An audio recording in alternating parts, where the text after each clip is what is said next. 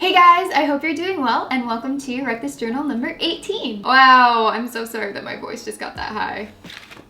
If you didn't see my previous video on Friday, I will link that in the description box below. It's to this really lovely DIY calendar here, and I will let you in on a secret. I'm filming this on the 29th of November. Hello from the past. I'm so lame. Also, if you're not caught up on my entire Write This Journal series, I'll link that in the description box below, episodes 1 through 17. It doesn't matter if you watch them in order, but they're there. Now, without further ado, let's get on into the journal.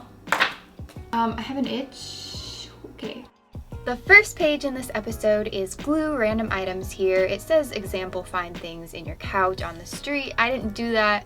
I just found random things in my house such as this napkin from Starbucks, an old paint sample bookmark, a Crayola logo on my pack of markers, a sticky note, some pictures from a photo booth, an old ticket from a Tulsa football game, candy wrappers, stickers, some scrapbook paper, really cute wrapping paper I just got, some confetti that I didn't end up using actually, and my old 2017 calendar that just has 1 month left, so I wanted to do something with the really cute hedgehog images. I've always thought that making collages is so fun. Here I am just cutting out the different things. I'm showing me cutting the bookmark, which I do have an old video on. Seriously, I had a friend who would cut out different images in magazines with me weekly, and we'd just make collages all the time. Here I've just laid out the main things that I cut out on the page, and I'm gonna figure out how I want to incorporate some other things in after gluing them down.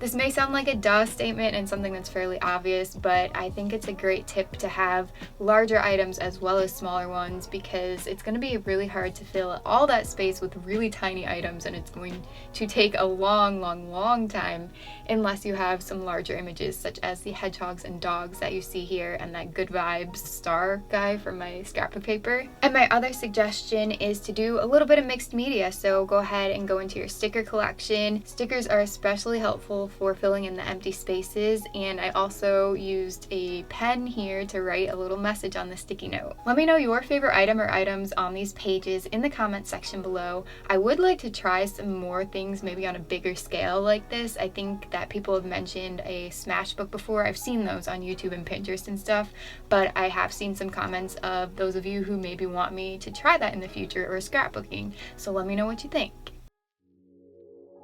Next, let's move on to make a paper airplane. I knew when I first started that I wanted this to be really colorful, so then I thought of a rainbow, and here I am with a Crayola Super Tips marker writing the line or quote, whatever you want to call it, birds fly over the rainbow. So I guess lyric even, because it's from the song Somewhere Over the Rainbow. Have any of you guys watched that movie this year? It was on right around Thanksgiving time. I watched it like really late at night, so I fell asleep, but it's always been a movie that I've enjoyed a lot since I was a kid. And after doing the lettering, I did go in and do some very simple bird silhouette doodles, as you can see right here off to the left of the words. So getting back to me talking about the colors, I just knew that I wanted a bunch of colors on this page. I didn't really know how, and then I saw that this is sectioned off into these little triangles, or these elongated triangles, and I decided to start at that top left-hand corner one with yellow and then work my way all the way through different colors of the quote-unquote rainbow. If you guys look through my videos on my channel, you probably, I don't know if you'll find a true rainbow on my videos. I always do some form of pastel, or I put them in the wrong order. I've seen people point this out to me before, like, why do you always start with yellow? I don't know, I like how it looks that way. I thought it would look cooler if I didn't do just solid colors, so I'm putting a slight pattern on all of these, starting with yellow lines, these light orange circles, and before doing the pattern around the birds and words, okay, that was not an intentional rhyme, but anyway, I outline the black images, so there's a little tiny gap between those and the pattern. The regular orange pattern that you're seeing here is one of my favorite techniques that I've learned in grade school. It's a great way to fill in space that's also really quick but looks like you spent a lot of time. It's called scumbling if you're not familiar, and you just kind of make a bunch of scribbles, almost like writing cursive and overlapping lines, but you don't think about it, you just kind of do it and it looks cool. So yeah, great way to add a little bit of texture to an art piece. Then I did a bunch of regular dots for the red here. I made these dots really close together and basically overlapping, and I made sure to have a little bit of white or page colored space, kind of like an off-white in between. Moving on to the light purple here, I'm doing zigzags all down the triangle. That was kind of meant to repeat the yellow but have it be a tiny bit different, but for the remaining three I'm definitely just repeating the same patterns. So the tiny circles followed by some more scumbling with the aqua marker and more of a seafoam green, whatever, and finally more dots.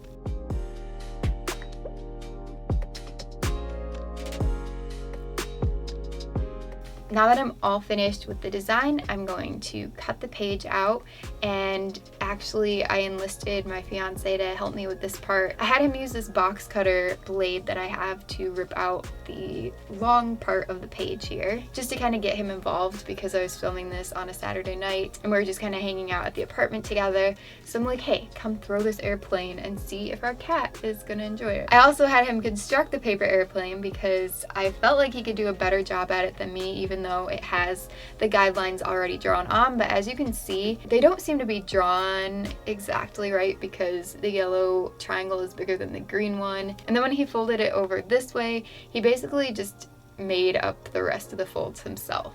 I was never great at making paper airplanes. My grandpa used to always show me how to make them and I would do it, but then his would always fly better than mine. So anyway, now let's test it out with the kitty cat and see. Oh, he thought it was gonna go a little bit further. It just abruptly stopped and it confused him a lot.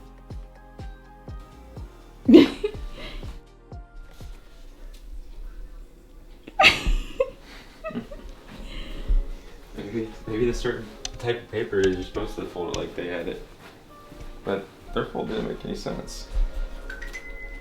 Wait, that was a good one, kind of. Oh, yay! Do you like the plane, buddy? Leo, Leo, do you want to catch it, buddy? Go, go, go! Right before I started working on the final page, I found Leo laying like this in my room, and he does this all the time. I think it's the funniest thing when cats and dogs lay on their back like this, like all sprawled. Anyway, yeah, as you can tell, I'm obsessed with my cat. Let's move on to page number 3 and the final page of this video, which is journal golf. I'm starting by tracing a circle onto the page for a golf ball, and then I am lightly sketching a T for that to sit on.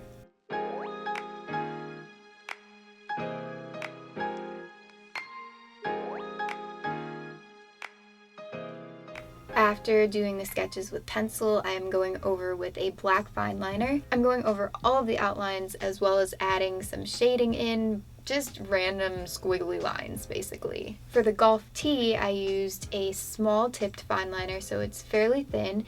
I moved on to a slightly thicker one with the medium one for the outline of the ball. And then after that, I went in with an extra small tip, which is very fine.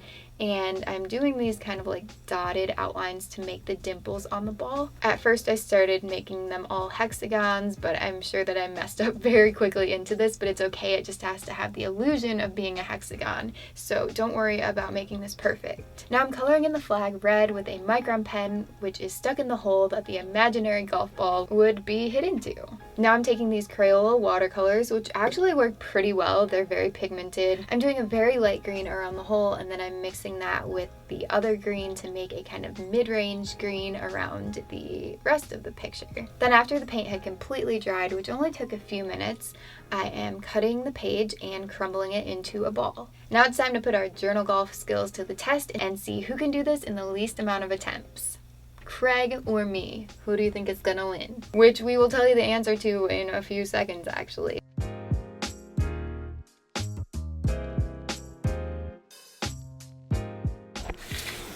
Charm. Craig ended up getting 3. I'm probably gonna get like 10. Where'd you have it behind this line? I don't know, I put it somewhere over here. That's probably a good point. Like next to that line. Oh, show them your socks. I did. No, right here, next to mine, silly. We match. We match. Kind of not planned. I think it would have been really cool to take this to like a putt-putt course or something, but it's really, really cold out right now.